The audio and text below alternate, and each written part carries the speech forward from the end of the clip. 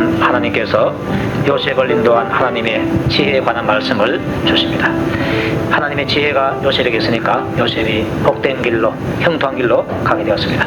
하나님의 지혜가 여러분들에게도 꼭 있기를 축복합니다. 있어서 그 지혜가 여러분들을 복된 길, 또 생명의 길로 인도할 수 있기를 바랍니다.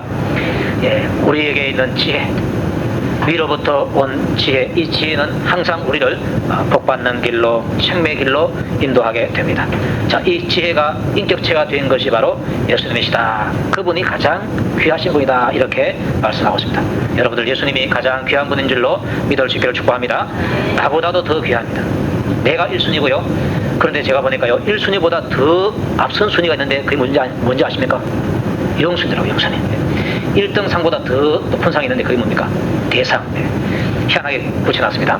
따라서 합시다. 나는 1순위고 예수님은 0순위다. 아멘입니까? 살아가다 보면요, 항상 내 위주로 살고 내가 최고다, 내가 1순위로 살아갑니다. 그런데 0순위신 예수님을 먼저 앞세우려고 하니까 그게 잘 안 돼요. 그래서 훈련이 필요한 것입니다.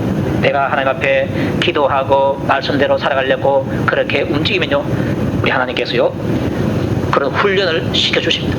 훈련을 시켜주시어서 영순위가 예수님 되도록 그렇게 해주시는 것입니다. 그렇게 되면 이제 지혜이신 예수님께서 우리를 이끌어 가시게 되는 것입니다. 그러면 우리가 자연적으로 복된 길로, 생명의 길로 갈 수가 있는 것입니다.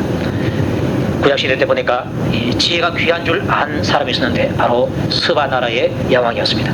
이 스바 여왕은 솔로몬의 지혜에 대해서 들었습니다. 그 나라 떨어진 곳이 유대 나라, 이스라엘 나라하고 자기 나라하고 한 2000km가 됩니다. 떨어진 거리가. 그런데 그 먼 길을 마다하지 않고 몇 달에 걸쳐서 솔로몬 왕을 찾아와서 솔로몬의 지혜를 듣게 되었습니다. 그런데 이 스바 여왕이 솔로몬이 건축한 왕궁과 성전과 또 신하들 시립해 있는데 옷차림과 또한 좌석들 이런 것을 다 보고 나서요, 자기 나라도 부자인데 눈이 휘둥그렸습니다. 이야, 여기는 더 부자구나. 그리고 솔로몬 왕의 지혜를 들었는데 그가 하는 말이 이렇게 말했습니다. 복되도다 당신의 사람들이여, 복되도다 당신의 이 신하들이여, 항상 당신 앞에서 당신의 지혜를 들을 수 있음이로다. 이렇게 말하게 되었습니다. 이 스바 여왕은 솔로몬이 이룩해 놓은 그러한 물질적인 부유함, 그것보다도 그가 가지고 있는 지혜를 더 부러워했습니다. 그러니까 물질보다도 지혜를 더 가치 있게 여길 줄 아는 사람이 바로 스바 여왕이라는 것입니다. 이 스바 여왕이 그것을 알고서, 지혜가 귀하다는 것을 알고서 이 솔로몬 앞에서 솔로몬의 지혜를 늘 들을 수 있는 이 신하들은 얼마나 복된가, 이렇게 말씀하게 된 것입니다. 그런데 성경에 보니까요, 예수님께서 말씀하시기를 솔로몬보다 더 큰 이가 예수님 자신이랍니다. 맞습니까? 그 예수님께서 하신 말씀이 바로 이 성경에 있는 것입니다. 우리가 우리 앞에 놓여지는 이 성경을 읽고 또 이 시간을 통해서 듣게 될 때요, 여러분들 정말로 복받은 줄을 아시기 바랍니다. 이게 참 복받은 사람이구나, 내가 복받은 사람이구나, 이것을 아는 것이 바로 지혜라는 것입니다. 그걸 모르는 사람은요, 아이고 교회 가니까 지겨워서 못 살겠더라, 차라리 집에서 텔레비전이 낫지, 차라리 또 일하는 게 낫지, 교회 가서 1시간 동안 못 하는 데 있겠더라, 이런 사람이 있습니다. 지혜가 없으니까 그 말씀이 귀한 줄 모르는 것입니다. 여러분들은 이 하나님 말씀, 이 예수님 말씀이 정말로 지혜의 말씀이고 이것이 여러분의 생명보다도 더 귀하다는 사실을 알 수 있기를 축복합니다.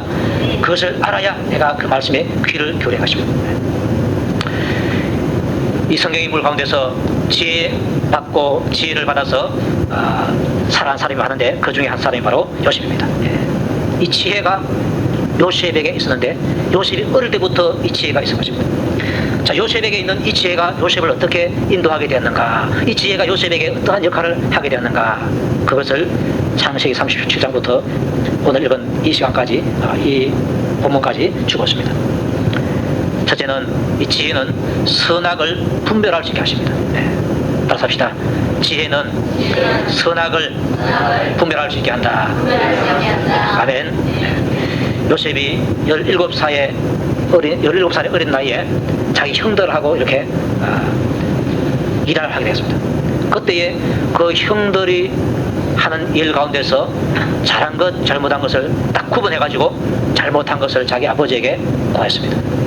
자기 아버지에게 형들의 잘못을 고자질했다, 이런 면은 조금 좋은 면이 아닌 것처럼 보이는데 그런 면을 볼 것이 아니라 요셉은 형들이 하는 일 가운데서 어떤 것이 하나님 앞에서 죄가 되는 것을 알았다는 것입니다. 지혜가 없으면 그것을 알지 못하는데 지혜가 바로 그것을 알게 한다는 것입니다. 저도 어릴 때 시골 동네에서 살았는데 막 또래끼리도 모여서 돌아다니면서 놀고 또 형들하고 같이 모여서 이렇게 동네 형들하고 같이 모여서 놀게 됩니다. 그러면 이제 우리가 선이 뭐고 악이 뭔지 모르는 어릴 시절에 그 형들이 무슨 짓을 합니다. 딱지치기 하면 같이 딱지치기 하고 구슬치기 하면 같이 구슬치기 하고 그 다음에 또 여름에는 시원한 그늘에 앉아가지고 꽃대기라는 것이 있습니다. 그거 가지고 또 그건 또 계급으로 되어 있어요. 1병하고 2병 만나면 이제 2병이 먹고 1병은 지고 깔리고 이럽니다. 다 해보셨죠? 안 해본 분도 아마 있을 겁니다만 그런 거 하고 놀습니다. 그런 거 하고 놀 때에 형들이 하니까 따라서 했지 이게 잘하는 것이다 이게 못하는 것이다 구분 안 하고요. 그런데 뭐 딱지치기 한다든지 구슬치기 한다든지 뭐 연달기다 한다든지 또 자치기라든지 이런 거는 뭐 잘못된 거라고 생각하지 않습니다. 그런데 때로는 잘못된 것도 있습니다. 형들이 모여가지고 야 아목의 집에 뭐 따보러 가자 그럴 때 왔습니다. 살구 열매를 따볼 수도 있고 또 요즘엔 자두라 그러는데요. 우리 동네에서 그때 자두라는 말은 없었고 풍계라는 말이 있었습니다. 풍계 나무집에 있는 거 따먹기도 하고 또 저는 안 했는데 수박쓰리라는 사람이 있어요. 참외를 따고 풍계는 제가 따먹습니다. 근데 밭에 있는 건 제가 따볼 기회가 없었습니다. 근데 와 모여 다니면서요 그것을 따먹을 수도 있습니다. 근데 그걸 할 때에 야 이거 잘못된 것이다 이렇게 말하는 사람이 없고 그냥 먹는 재미로 그렇게 하는 것입니다. 또 때로는 겨울에 심심하면 이제 방에서 뜨뜻한 방에 모여서 노는데 그 아버지나 할아버지가 피우던 담배 있잖아요. 잎담배 풍년초 이런 거 그걸 갖다가 이렇게 말아가지고 이렇게 피우는데 피우기 위해서 피우는 것이 아니라 재미로 피웁니다. 어떻게 하는 거 하니까 입에 한 모금 딱 물고 그걸 갖다가 또 무겁고 있으면요 먹고 있다가 이렇게 딱 뱉어내면은 연기가 달걀 모양으로 딱 됩니다. 누가 그거 잘하느냐 그것도 시합을 하고 그런 장난을 한 거예요. 그거 할 때에 이거 잘못된 것이다 이거 죄다 아니다 이런 거 구분 없이 그냥 재미로 하는 겁니다. 어릴 때 그랬어요. 그런데 요즘 보니까요 이 성년이 되어서 이제 대학교 입학을 하잖아요. 18세가 성년인데 한 19세쯤 돼서 이렇게 대학 입학하면요 대학의 그 문화가 또 막 골치 아픕니다. 신입생 환영회 할 때요 때로는 죽는 사람도 있습니다. 술 많이 먹이고요. 또 지난 주간에 신문 그 보도를 보니까요 광주에 있던 어떤 여학생이 그 MT 갔다가 아마 화별로 했던지 모르겠지만 하여튼 환영회 그거 갔는데 거기에서 이제 성추행을 당했다고 좀비 게임을 한 것 같습니다. 좀비 게임이 뭔지 전 몰랐는데 보니까 밤에 불을 다 꺼놔놓고 안 보잖아요. 이제 사람 만져가지고 그 사람을 이제 알아맞히는 겁니다. 그 과정에서 이 여학생이 아마 어떤 남학생이 또 추행을 했는가 봐요. 수치를 느껴가지고 그래도 안 죽어야 되는데 그 사실을 써갖고 경찰서에 보내고 나서 자기는 자살해버렸어요. 자 이런 걸 할 때에 그런 문화가 형성되어 있는데 그것이 죄다 아니다 잘된 그 선이다 악이다 이런 걸 생각하지 않고 그냥 그 문화를 따라가는 것이 바로 현실인 것입니다. 자 이런 현실 속에서 요 새벽에는요 지혜가 있으니까 이것이 죄인지 아닌지를 알아가는 것입니다. 우리 예수 믿는 청소년들도요 그렇게 그런 대학 문화에 가면 이거는 잘못된 것이다 이거는 괜찮은 것이다 이걸 구분할 수 있는 지혜가 있습니다. 지혜가 있기 때문에 하나님 앞에서 죄가 되는 것은 이것을 내가 마음으로 안 하려고 거부하게 되고 또 죄가 아닌 것은 또 따라할 수가 있는 것입니다. 안 믿는 사람들은요 그 개념이 없어요. 저도 그 대학 시절에 있었는데 고등학교 때까지는 담배 피지 못하겠어요. 근데 대학생 때에서는 술, 담배 제한이 없습니다. 그래서 일부러 이제 술, 담배를 배우는 것입니다. 어떤 친구는 어떻게 하면 여학생들에게 폼 좋게 보일까 싶어서 연구한 겁니다. 넥타이도 또 이제 이래 하면 또 재미가 없어요. 바람결에 이렇게 날려가야 돼. 좋다 멋있게. 제가 목사님 돼갖고 이래 소리 하면 아이고 목사님 이상하다. 그래. 어떻게 하면 폼 잡을까? 그때는 죄냐 아니냐 선이냐 악이냐 이보다도 여학생들에게 폼 잡는 거예요. 요걸 생각하고 막 그렇게 따라 배우는 것입니다. 그러다가 이제 자기 몸을 해치는 그런 경우가 있는 것입니다. 그때는 몰라요. 그때는 몰라요. 나중에 알죠. 자 이렇게 우리가 어릴 때부터 이렇게 자라갈 때에 어떤 것이 죄인지, 어떤 것이 죄가 아닌지, 어떤 것이 선인지, 어떤 것이 악인지, 어떤 것이 잘못한 것인지, 어떤 것이 잘한 것인지 잘 모릅니다. 잘 모르는 거 왜 잘 모르느냐? 하나님께서 주신 지혜가 없기 때문에 잘 모르는 것입니다. 그런데 하나님께서 요셉에게 어릴 때부터 지혜를 주시니까 그것을 알고서 선악을 딱 구분해서 잘못된 것은 요셉이 그 길로 가지 않고 옳은 길로만 갔다는 것입니다. 그래서 지혜는 바로 요셉에게 있어서 선악을 분별할 수 있는 능력을 부여주는 것입니다. 여러분도 하나님의 지혜를 받아주기를 바랍니다. 그러면은 죄가 무엇인지를 알고서 죄 쪽으로 내가 안 가고 선 쪽으로 항상 택해서 갈 수가 있는 것입니다. 또 이 지혜는, 요셉에게 있는 이 지혜는 아버지로부터 사랑받는 사람이 되게 했습니다. 야곱이 자기 아들이 12아들이 있고 딸이 하나가 있는데요, 제일 사랑하는 자가 누구냐? 바로 요셉이었습니다. 요셉을 사랑하게 된 동기는요, 딴 게 아니고 노년에 얻은 아들이기 때문에 사랑스러웠다, 그렇게 말하고 있습니다. 그래서 채시의 옷을 입혀줬다 그랬습니다. 그런데요, 한 가지가 더 있습니다. 노년에 얻은 아들이지만은 이 아들이 만약에 미련한 짓이나 하고 돌아다닌다면요, 사랑스럽지 않습니다. 그런데 지혜롭게 하니까 그를 더욱더 사랑하게 된 것입니다. 종도 지혜가 있으면 그 종은 주인으로부터 아들처럼 사랑을 받게 되었습니다. 아브라함의 종들이 많은데 그 가운데서 엘리에셀이라는 종이었습니다. 아브라함이 믿고 맡길 수 있는 종이 바로 엘리에셀이었습니다. 그 아브라함이 자기 자식이 없었을 때에 내 후계자를 누구로 삼을까 생각한 끝에 엘리에셀을 종삼으려고 자기의 후계자로 삼으려고 했습니다. 아들처럼 그렇게 삼으려고 했던 것입니다.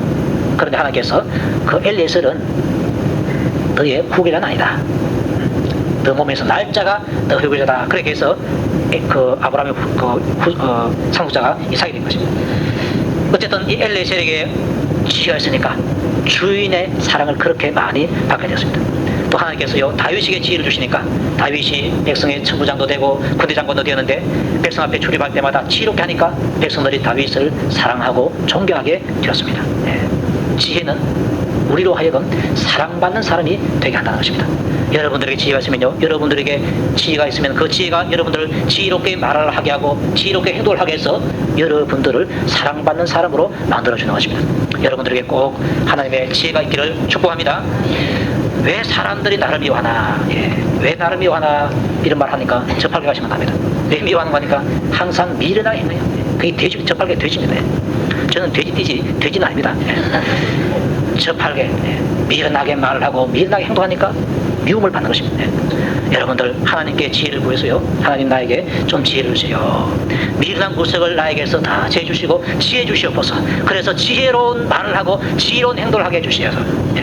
그래서 지혜로운 말을 하고 지혜로운 행동을 하고 지혜로운 삶을 살아가면요, 사람들이 그걸 알고서 야, 대단하구나, 그를 사랑하게 됩니다.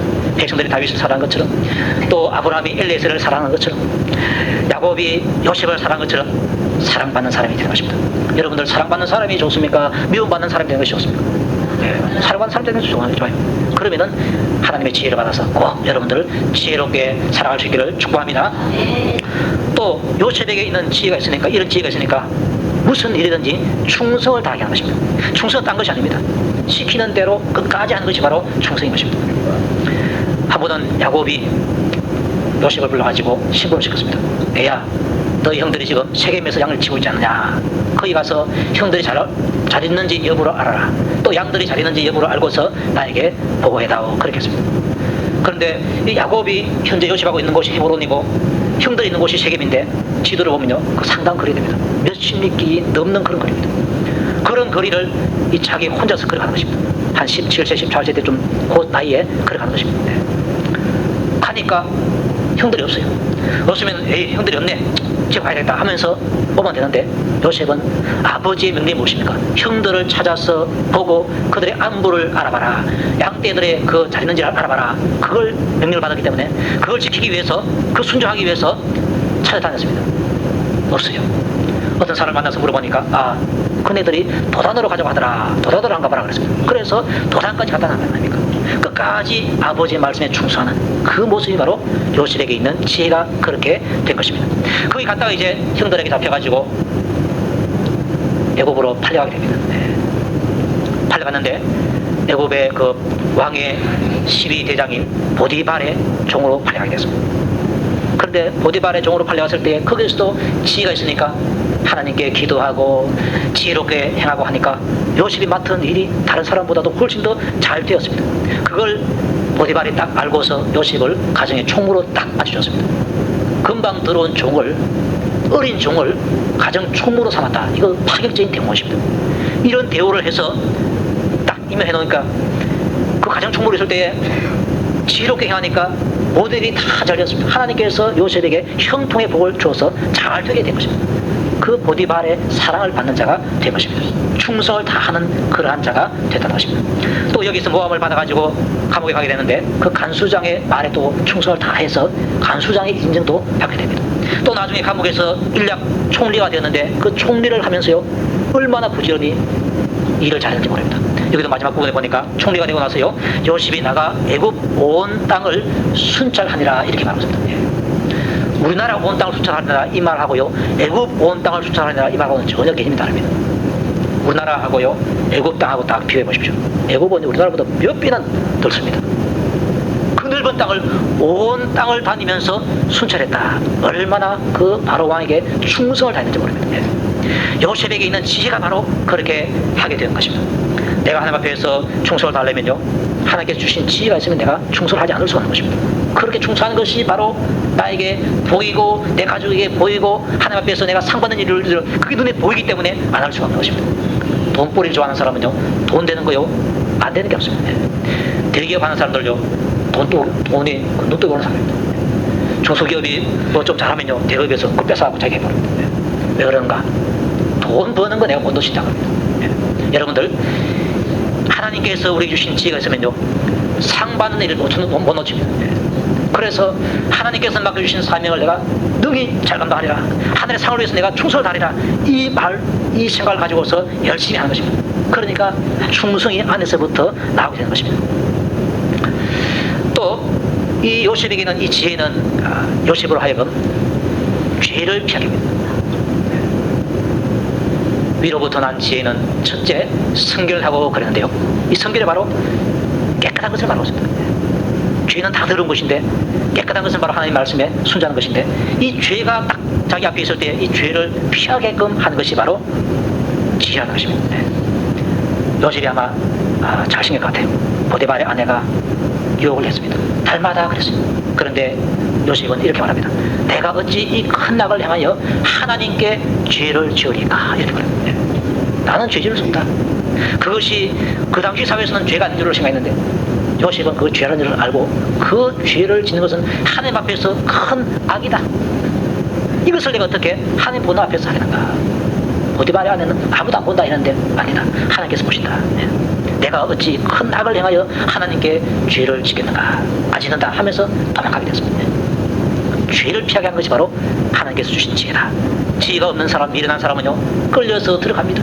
그런데 지혜가 있는 사람은 그 자리에서 도망쳐서 자기 생명을 보존하는 것입니다. 자문서에 보니까요 미련한 자는 그렇게 유혹할 때 들어간다 그랬어요. 그런데 요셉은 지혜롭기 때문에 그 자리에서 도망을 가서 피한다는 것입니다. 여러분들도 이 지혜가 있어서 죄의 자리에서 피할 수 있기를 축복합니다. 그게 바로 나를 살리는 것입니다. 또 이 지혜는 나아가서 사람들이 알지 못하는 하느님께 속한 비밀까지도 알게 하는 복을 주다는 것입니다. 그게 뭔가니까 꿈까지도 해몽을 하는 것입니다. 감옥에 있는데요 왕의 술 맡은 관원장하고 떡 굽는 관원장하고 감옥에 들어갔습니다. 잘못했어요. 인간님에게 감옥에 들어갔습니다. 하루는 꿈을 꿨는데 그 꿈을 꾸고 나서 그 꿈에 대한 해석을 알지 못해가지고 고민했습니다.